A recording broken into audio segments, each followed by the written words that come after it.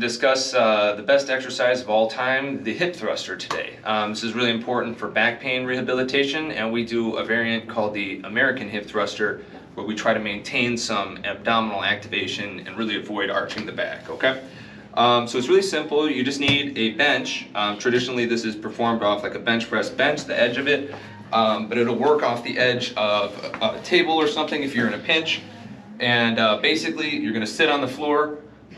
Your back is going to approximate that bench, and then you're going to push your shoulder blades up until the bench is just a couple fingers below the bottom of the shoulder blades. You'd rather err too low than too high. If I go too high, I'm going to arch my back. That's no good. So I want to walk up so I can engage my abs, okay? And then really from here, we're just going to keep the abs engaged at all times. So we're squeezing them, trying to do a curl. We're going to drop our butt down as far as it'll go. And then we'll drive our hips up, and we're trying to create pretty much a straight line down the front. You should feel that in the glutes, the quads, and the abs. No back, right? Down we go, keeping those abs engaged.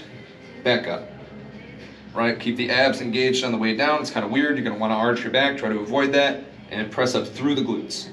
So that's the basic unloaded hip thrust. Some options, if you have a weight around, you could simply hold the weight on the pelvis, drop it down, right, and lift it up. It's nice and easy. So that's one simple way to do that. And then if we have some weights around, we can do your standard hip thrust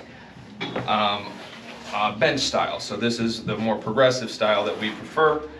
Generally we want about a body weight to a body weight and a half.